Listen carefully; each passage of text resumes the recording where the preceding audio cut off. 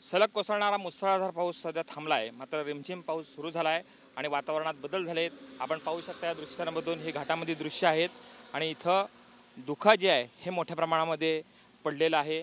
दुपारी 3 वाजल्यापासून हे धुकं जे आहे हे इथं वाढत गेलेलं आहे आणि वाहन चालक जे आहेत त्यांना वाहतूक जी आहे ही संथ गतीने करावी लागते। रिमझिम स्वरूपाचा पाऊस हा वाढलेला आहे, संततधार पावसाची आहे, मात्र ही रिमझिम स्वरूपामध्ये आहे आणि धुक्याचं प्रमाण हे वाढलेलं आहे। हा घाट आहे परशुराम घाटाच्या पायथ्याचा हा भाग आहे आणि खेडपर्यंत म्हणजे साधारण 4.5 ते 5 किलोमीटरपर्यंत हे असंच धुकं आहे आणि या धुक्यामधून वाहन चालक आहेत हे इथं प्रवास करतायत। काही ठिकाणी रोडवर पाणीसुद्धा आहे थोड्या प्रमाणामध्ये, त्यामुळं वाहनं सरकू शकतात। त्यातही वाहनांना बाजूचा रस्ता दिसत नसल्यामुळं वाहनांची जी गती आहे ही या ठिकाणी संथ गतीने चालू असलेली आपल्याला पाहायला मिळते। व्हिडिओ जर्नलिस्ट हरीश नेनेसह कृष्णकांत सळगावकर, TV9 मराठी, खेड, रत्नागिरी।